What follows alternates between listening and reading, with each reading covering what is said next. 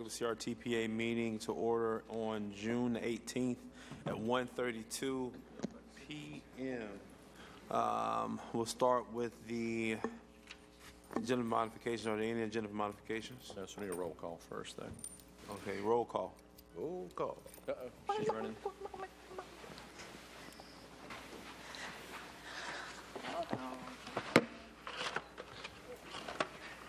Your new intern? All right. Did y'all ever watch the Seinfeld episode? Commissioner Merritt, Here. thank you. Commissioner Villabisier, Here. Commissioner Daly, Commissioner Dozier, Commissioner Maddox, Here. Commissioner Scott Maddox, Commissioner Nancy Miller, Commissioner Curtis Richardson. That should be it. Thank you. We do have a quorum present, Mr. Chairman. Good. We have a quorum. We'll move now to agenda modifications. Are there any agenda modifications? No, sir. We'll move to citizen comment. Do we have any citizen comment? Move consent. That's awesome. Second. Consent's been moved by Commissioner Miller, seconded by Vice Chair Verbisi. All those in favor of the motion, indicate by saying aye. Aye. Any opposed? Motion carries without objection. Do we have any citizen comment? No, sir, we had no one signed up. Good. All right. We'll move now to 5 consent items pulled. There were no consent items pulled. We'll move to roll call vote. 6A. So, Mr. Chairman, Mr. Burke's going to give us a quick overview of the fiscal year 19 through fiscal year 2013 TIP. And as mentioned in your agenda, this is actually, per state statute, requires a voice vote. Okay.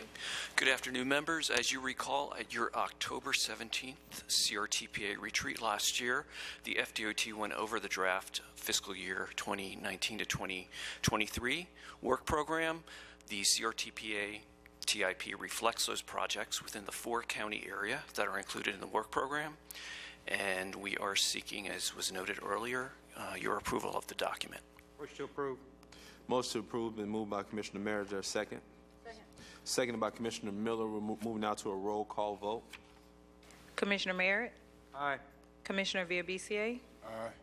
Commissioner Maddox, Aye. Commissioner Dozier, Commissioner Miller, Commissioner Richardson. Unanimously passes. Thank you. That's all we have for roll call vote agenda. We'll move now to 7A, which is CRTPA Action Congestion Management Process Plan. Just before we start that real quick, we are now on the one member, one vote, right?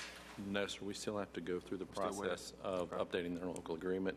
Okay. That's actually our so-called summer project to get out to all the different governing boards to get them approved the interlocal agreement that covers that. Got it. So we have an estimated time of? I would hope by September or October at the latest. Thank you, sir.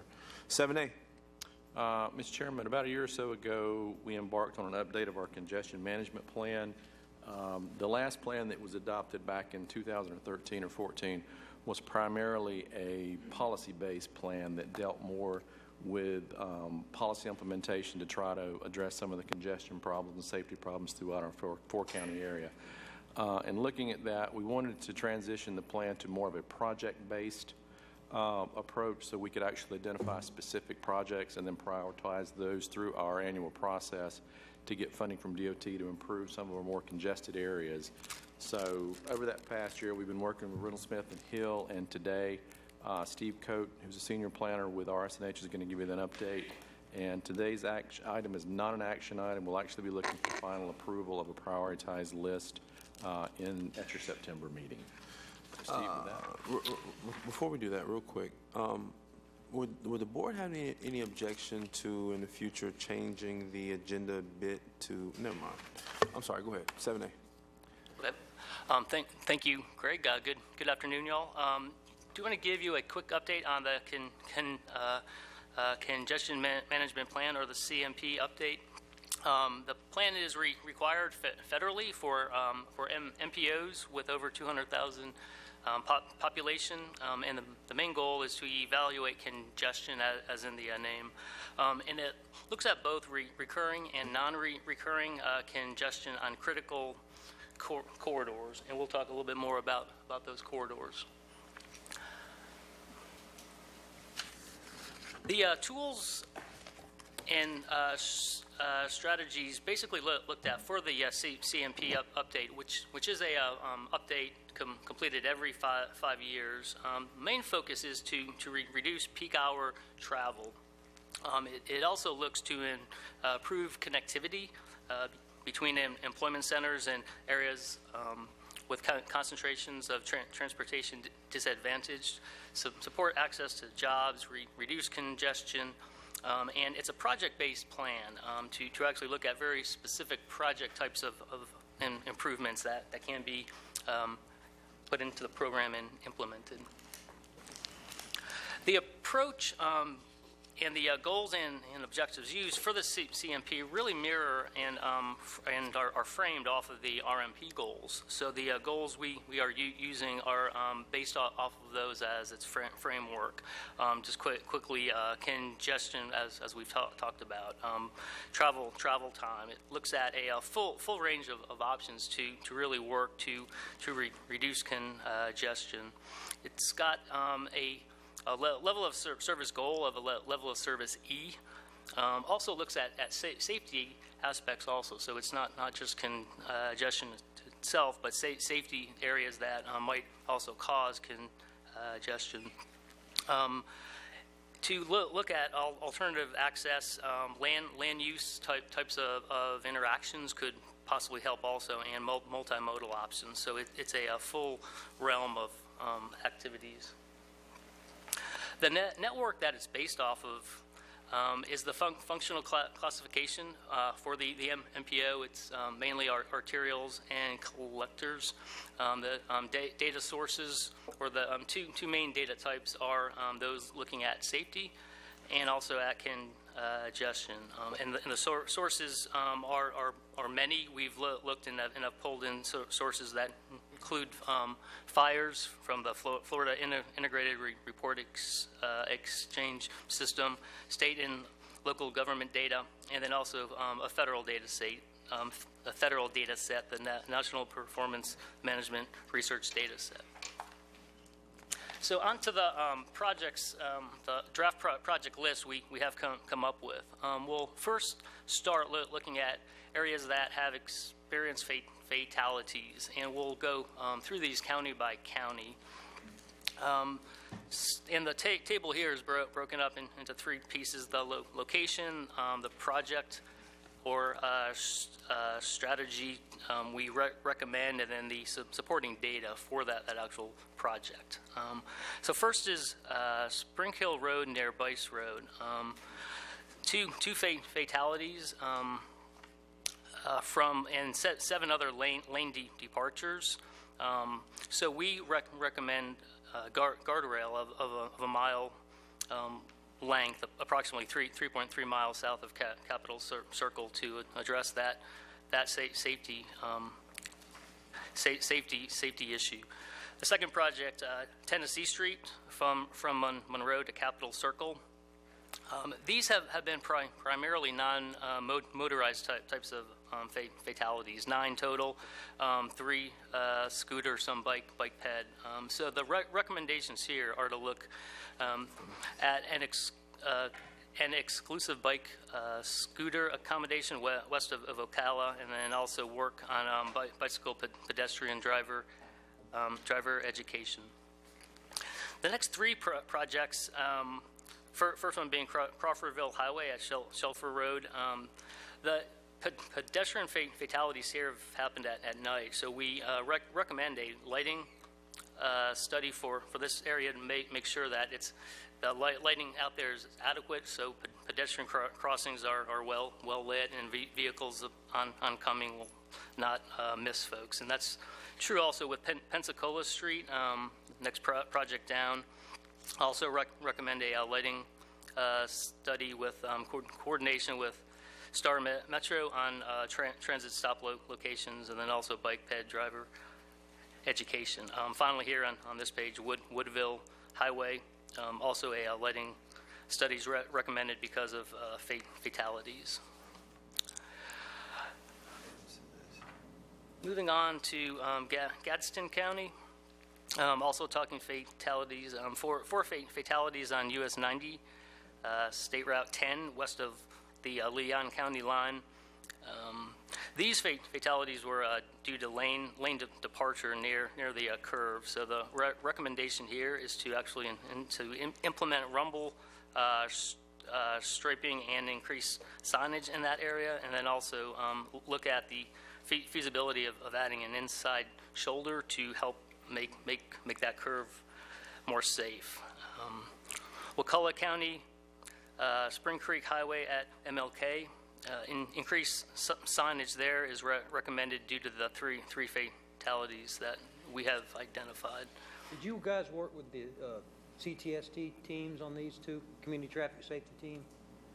We did, and we had the full breadth of current safety data that is out there. There's some lag getting data in, but we did pull in, and I've looked very intensely. But if anything you don't see, please let us know. Because I know on that particular intersection, our community traffic safety team has dealt with several times. So. Okay. All right.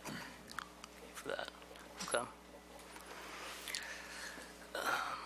Continuing on, Jefferson County, State Route 20, Appalachia Parkway at the Leon-Jefferson County line, also an addition of an inside shoulder, and then also to look at cross slope and the curve radii to that safety issue identified.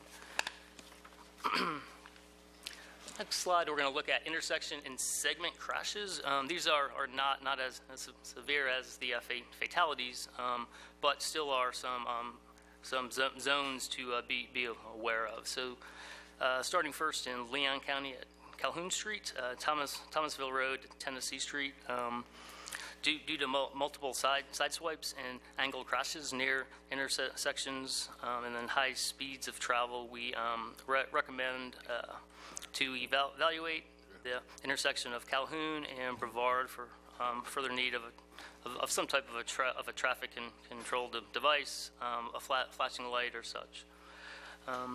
Wakulla County, US 98 Coastal Highway at Woodville Highway. These down here are based on higher crash rates identified. That first segment there, we recommend new striping and improved pavement markings, and then also illuminate the bike multi-use path, and then also look at possible lighting there for that intersection. US 98 Coastal Highway, Bloxham Cutoff Road, the addition of signage saying cross traffic does not stop to make that movement there more clear, and then also look at horizontal geometry as a safety improvement. And then finally on this page, US 98 Coastal Highway at Sopchoppy Highway, increased advanced warning signage for each leg of that intersection.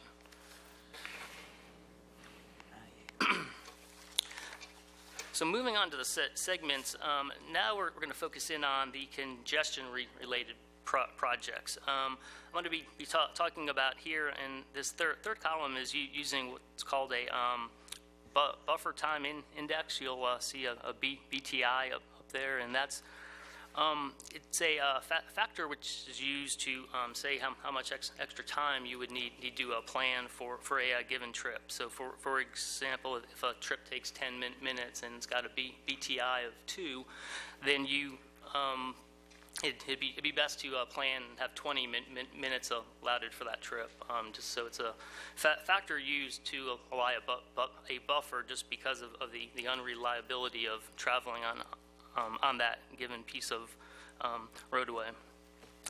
So starting out with Gain Street, the strategy is to look at projects from the Southwest area study currently underway, and then also the Orange Avenue improvements. That one had a BTI eastbound in the morning of 2.0.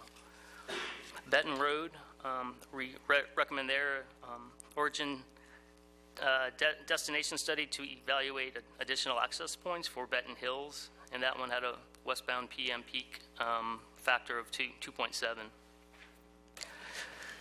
US 27 North Monroe Street from John Knox Road to I-10. Study feasibility of capacity improvements from Callaway to John Knox Road. And that one had a BTI southbound morning of 1.4. Old Bainbridge Road from Tharp Street to Macomb, Tennessee Street.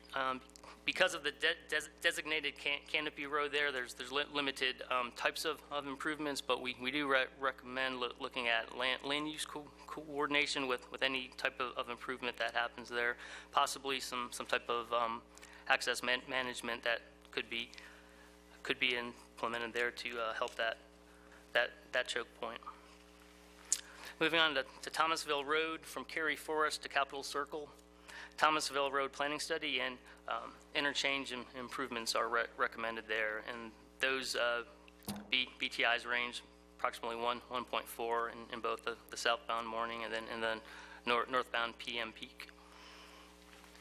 Orange Avenue, Spring Hill Road to Monroe Street. The Southwest area study underway, as well as the Orange Avenue PD&E, and then those also have a BTI of approximately 1.4 to 1.6 in the eastbound and westbound PM peak. And then moving into Wakulla County, the project here, Crawfordville Road from Ivan Church Road to Harvey Mill Road. This is actually the southern portion of that piece of road, which is not under construction. The northern part is under construction, so it's not included here, but the southern portion is. It's currently under right-of-way acquisition, and that BTI northbound AM peak is approximately 0.62. Actually, they have not funded right-of-way acquisition for that section, right? Suzanne? It's not fully funded, no. Okay. They're just now doing the design. I think they're 80% plans or something. Okay, great, thanks. Thank you. Next slide. Looking at bottlenecks or more intersection types of choke points for recurring congestion, US 90 at Mahan Drive, Capitol Circle. The project there is to look at or to conduct a study to address intersection congestion. There was a flyover project included in the 2040 cost feasible plan, and that daily bottleneck there will average approximately 53 minutes. Thomasville Road at North Monroe Street. Can I ask we'll make a statement before you go on with that. Are you aware of the Weems Road extension that the city is looking at as well, which hopefully will relieve some of the congestion at that intersection? Yes. So I'm assuming 2040 is a long ways out, but Correct. is that flyover still in the plans for that intersection in light of what's being proposed for Weems Road? Yes. Greg, do you want to handle this? It's still, I mean, it has not been taken out of the 2040 RMP. I think the improvements to Weems Road will have some effect on it, but I think overall, long-term, there's still going to need to be some additional improvements done through that intersection. Correct. All right. Thank you, Mr. Chairman. Yes. Dr. Viabisi? Yes, thank you, Mr. Chair. My question is with regards to the safety issue on Pat Thomas Parkway in Quincy. I have asked for a crosswalk, I think, in 2 spots, and I don't know where that falls within these projections and how we can work that in. One crosswalk from the Walgreen to where you have Captain D's, where you had a wreck, and then one is from the Armory to the Walmart store, and that's a very wide road. That crossing, I think a sidewalk and some kind of other safety measures need to be strongly considered to be put in place. Thank you for that input. We'll look closer there at those 2 points there in our data search. So, Thank you. Thanks, sir. all right. The next project here on the list is Thomasville Road at North Monroe Street to evaluate North Calhoun Street in Thomasville Road for accessibility issues and queue length problems. We also recommend signal timing, optimization, and coordination and integration of traffic information systems. That intersection there has an average daily bottleneck of approximately 28 minutes. Next project down, Monroe Street at Gain Street. Also recommend there signal timing, optimization, coordination, and integration of traffic information with a daily average bottleneck there of 42 minutes. And then the final project, Monroe Street at Tennessee Street. Signal, it's the same improvements also recommended with the timing optimization. And that average daily bottleneck there is approximately 40 minutes. Continuing on recurring congestion, Tennessee Street at Capitol Circle Northwest. Also recommend there signal timing optimization, access management and improvements, and coordination integration of traffic information systems with an average daily bottleneck of 20 minutes. And then last on this list here is Orange Avenue at Monroe Street, Orange Avenue eastbound, the addition of a right turn lane with an average daily bottleneck of approximately 21 minutes. Then we do also have an example here of non-recurring congestion, which can be from events that obviously have a large impact but don't happen because of say, morning or afternoon travel peaks. One example here is the US 90 Mahan at Capitol Circle. There was a fatal accident some time back on I-10, which actually resulted in the closure of I-10 westbound between exits 203 and 209. Diverting traffic to US 90 to US 319 back over to I-10 resulted in a bottleneck span of over 2 hours with a PQ of approximately 4 miles, 4 plus miles.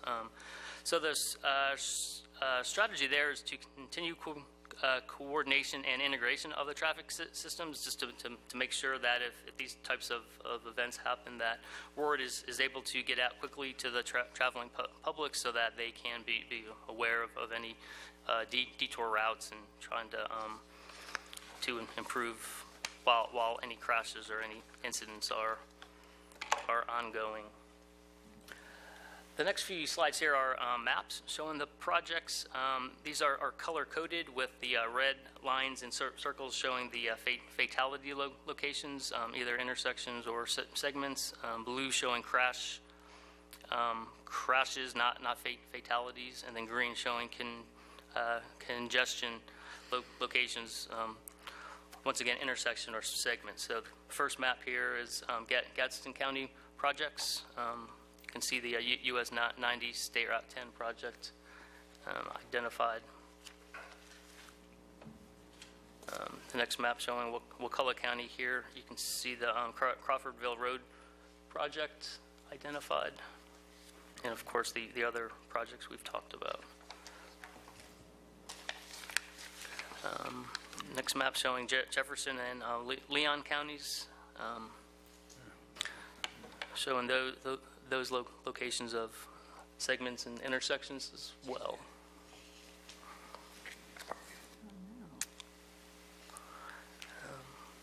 And the final map here is a blow up of the city of Tallahassee, of course, showing those projects with the fatalities there, of course, in red showing up.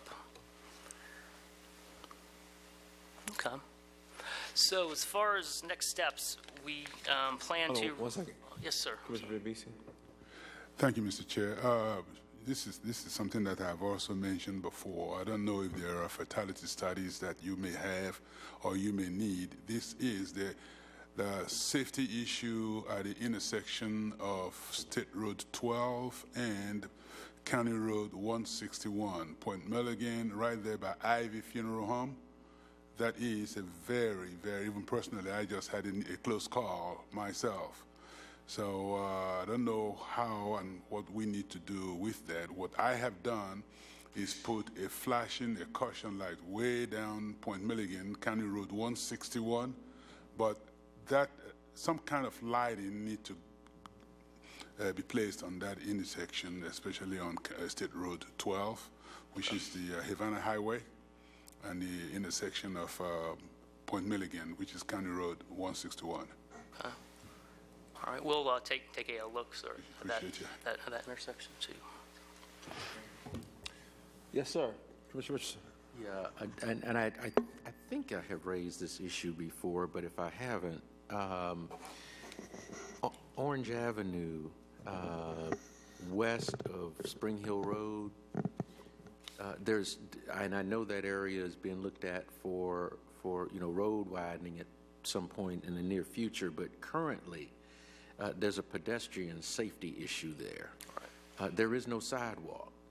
There's a bike lane, and the children from NIMS Middle School that live in Liberty Park in that neighborhood, and the residents, because they walk to that service station on the corner of Spring Hill and Orange Avenue, but there is nothing to protect those pedestrians, and that is a huge amount of traffic that comes along there eastbound every day. I don't know of any, car and pedestrian interactions that have occurred, but the recipe is certainly there for it to happen. And so if there's anything that can be done, I don't know if railing can be put there or what can be done to protect those pedestrians, especially those children, all of them, but especially those children that walk from NIMS to Liberty Park after school every day, because the sidewalk stops at Spring Hill Road, and it's just the bicycle path from there on. There is nothing that protects the pedestrians there. So if you all could take a look at that and see what we can do. Okay. Yes.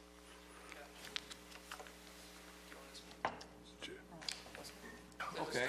Commissioner Dozier, then Commissioner Miller, then Commissioner Dozier. There we go. Go ahead.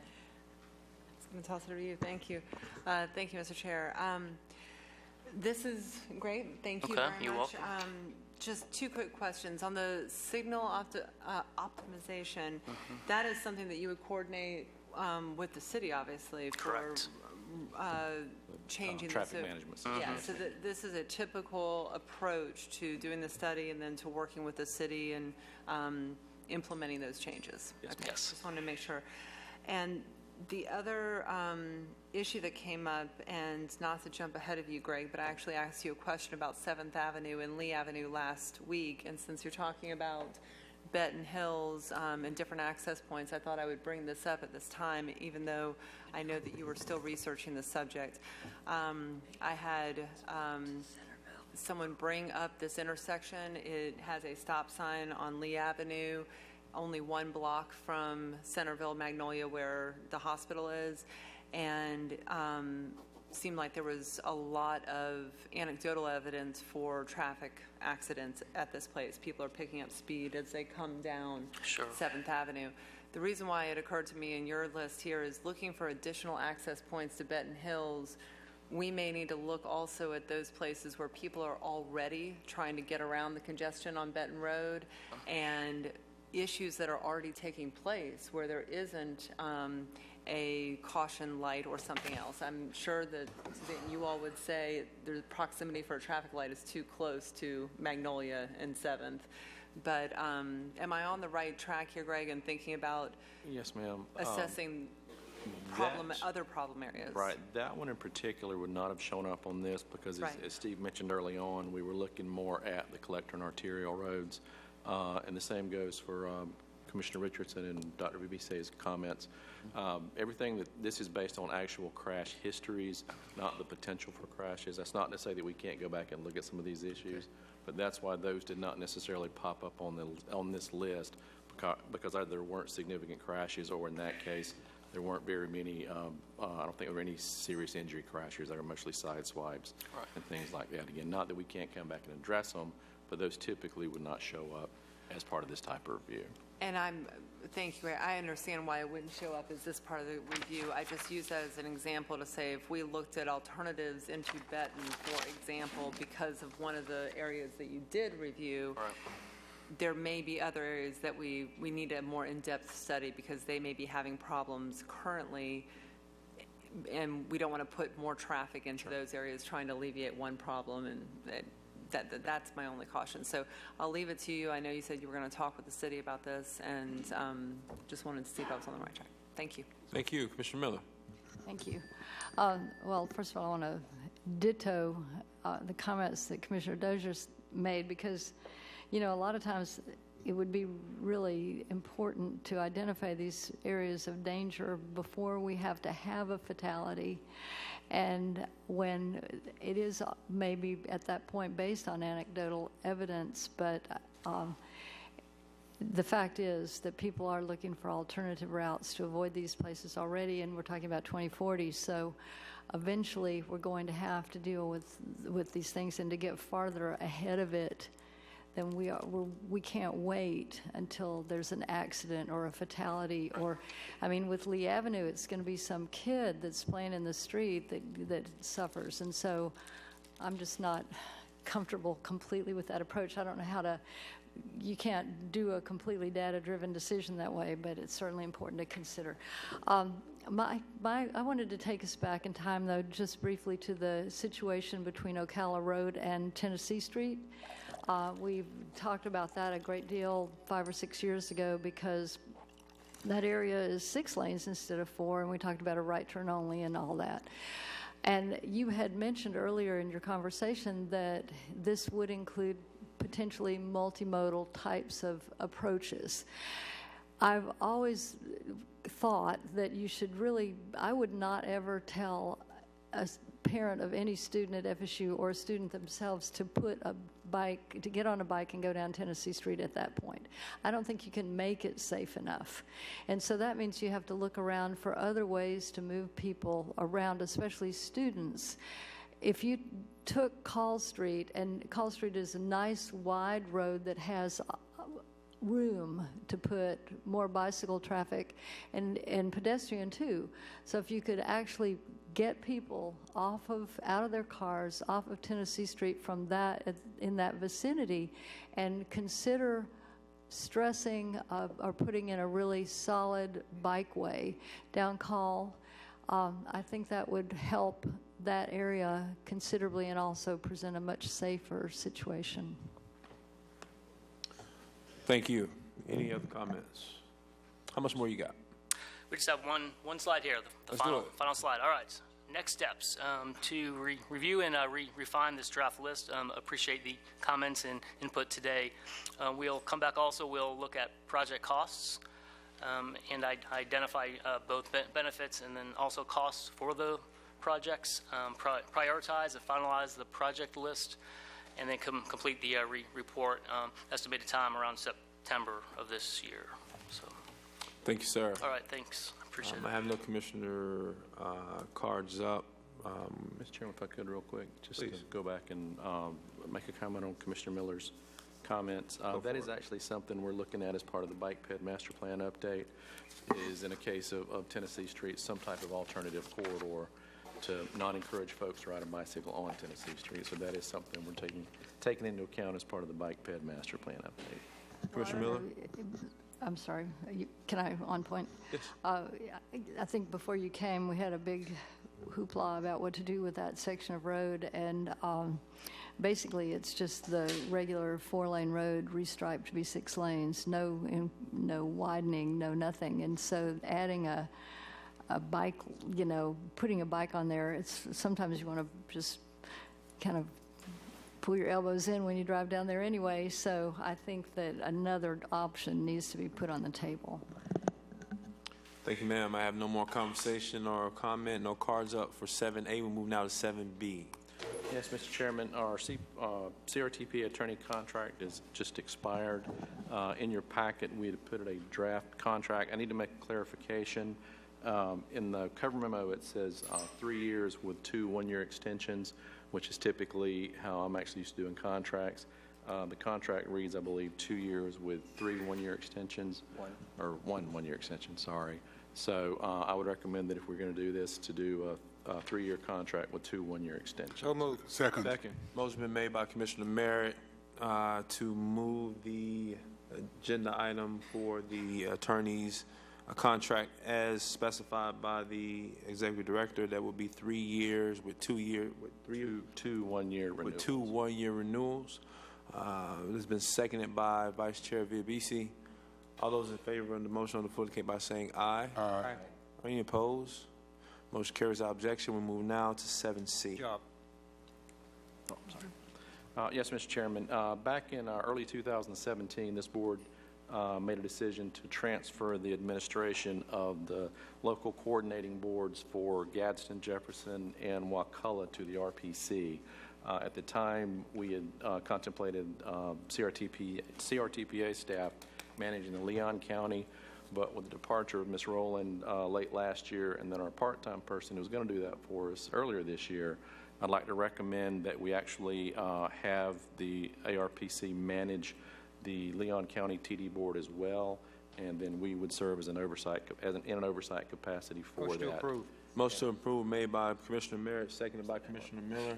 And as part of that approval, that would include the certification of Leon County board membership. That was something that I failed to include in your packet, but that would go along as part of the approval today. All those in favor of the motion on the floor indicate by saying aye. Aye. Any opposed? Motion carries our objection. We move now to item 8. Suzanne, the floor is yours, darling. I have nothing to report. Thank you. Oh, look at you. Item 9. I'm sorry. I got a question for FDOT. Yes, sir. Mr. Vice Chair. Thank you, Mr. Chair. My question is still the question I've raised before. I need to know when the action is going to be taken. This is the Ottapagos Creek Bridge on County Road 159, and this is June. And the citizens on that road are still worried as to when that bridge replacement is actually going to commence. I will have to check. I know that we spoke before and that contract had been let. But again, once you let a contract, the contractor has a period of some 90 days, maybe 120 days to start. So we can't tell you a date certain. Okay. We can tell you he can do it no later than. So that I'll send you that date. But again, as I said, we also assured you that will be an alternative bridge in place so that pedestrians will not have, or motorists will not have to detour. Okay. Okay. And then my other question is the Ottapagos Bridge on Ottapagos Highway in Quincy.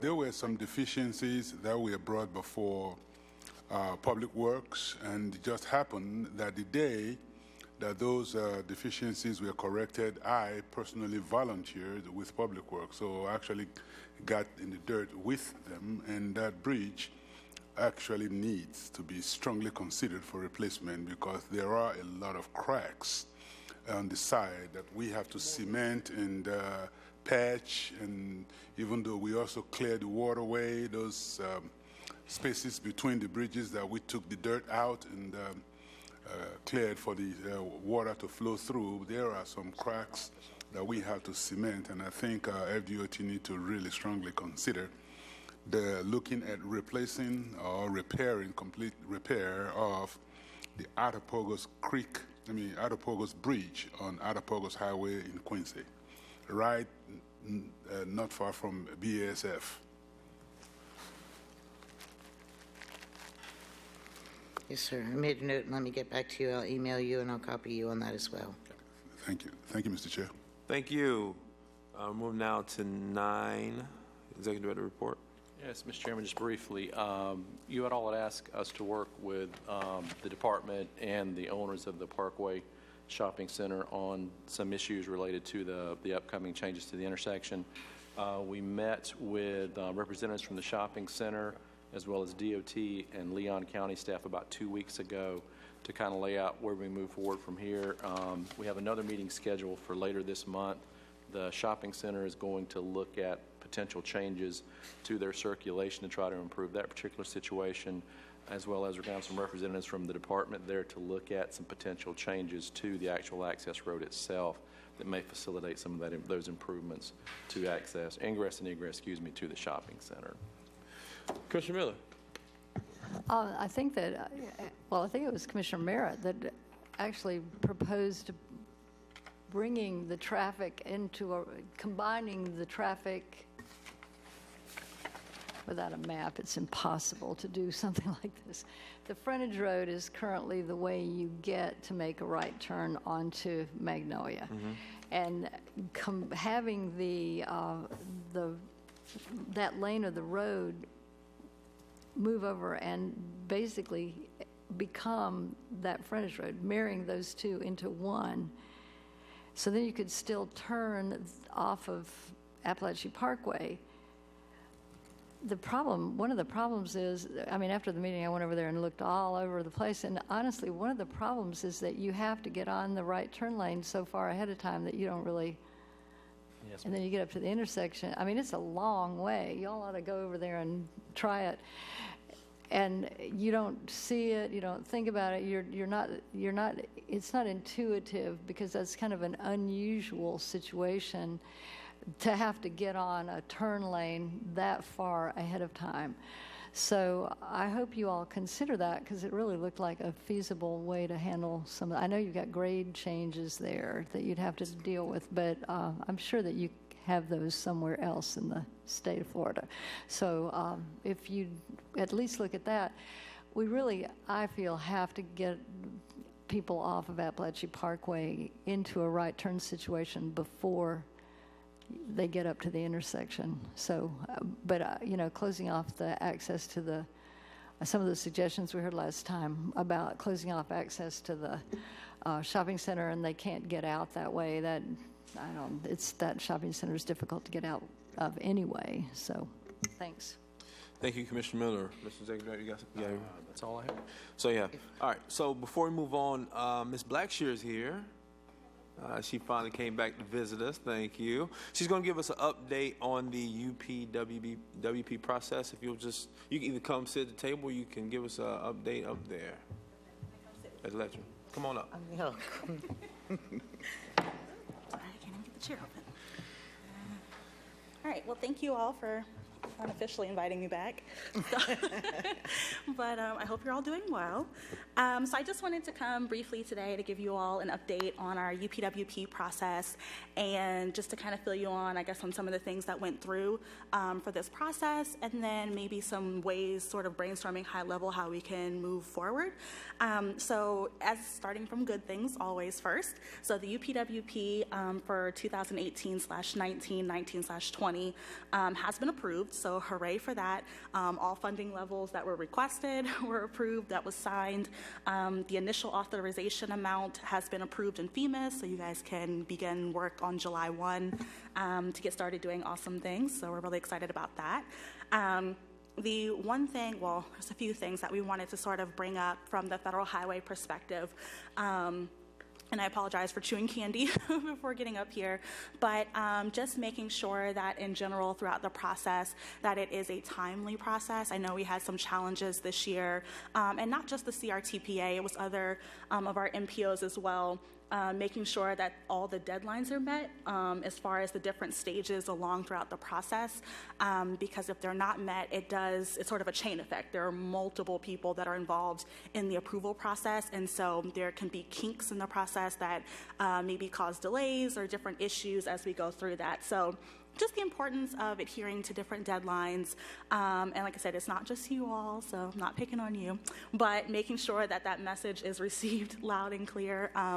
I know just from, like I said, our agency as well as the FDOT process that there were some challenges.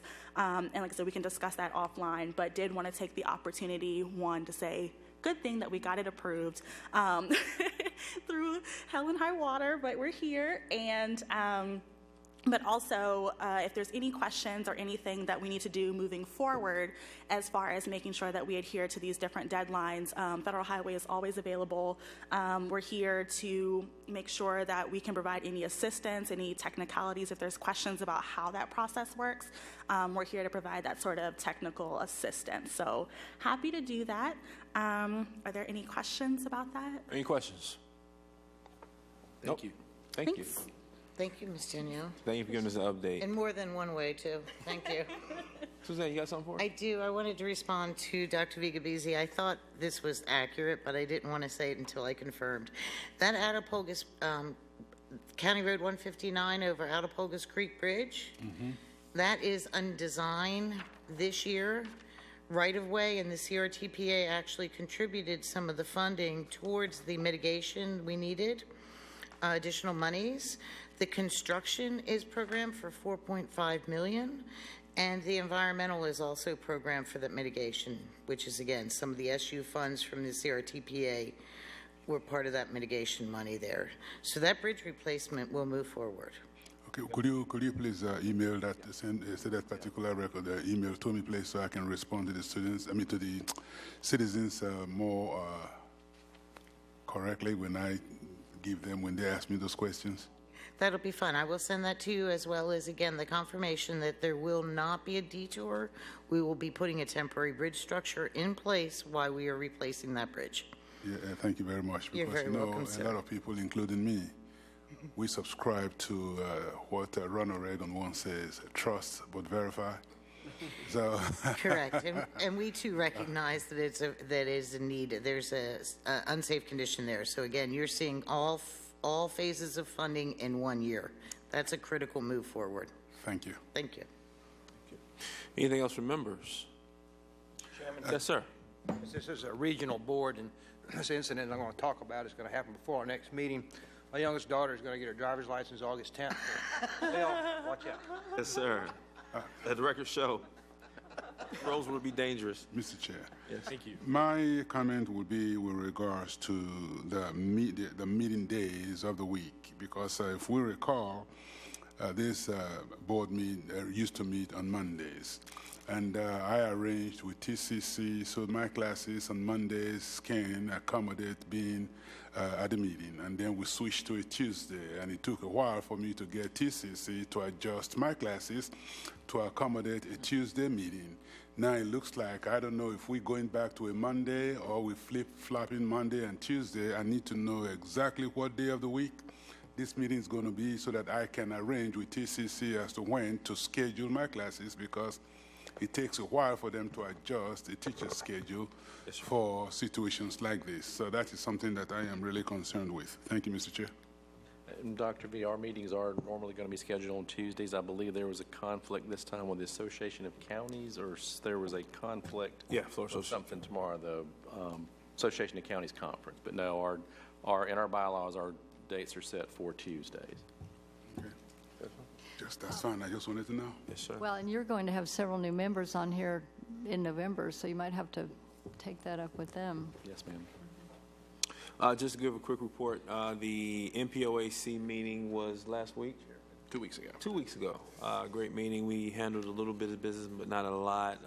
You want to give a couple of highlights? I was going to say, our CRTPA chairman was actually elected chairman as the statewide MPOAC chairman, so congratulations on that. Congratulations. Thank you. There was a little bit of discussion on legislative issues and stuff, but I think we talked a little bit about the item that came up last year with House Bill 575 regarding MPO membership. Everybody's kind of keeping an eye out with that to see if that comes back, but we'll probably be making a more concerted effort to reach out to our delegation between now and the end of the year to discuss that and see what's going to happen with that. All right. Anything else from members? Yes, ma'am. Now, our next meeting is in September. Yes, ma'am. So you're doing this transportation study on the southwest part of town. Yes, ma'am. And yeah, we have our first public meeting on that next week. Next Thursday. Yeah, you all should be getting an email confirmation on that as well. I don't expect a whole lot other than that public meeting. We're trying to do some additional stakeholder meetings throughout the area. That's probably in the bulk of our efforts over the next 2 or 3 months. All right. I know we're having a blueprint meeting on this week, to talk about prioritization, and that's just relevant to one of the projects. So it probably would be good for you to have staff come and Yes, listen ma'am. to the conversation. Normally, we're there. Great, thank you. Anything else? Motion to adjourn? So moved. We adjourn?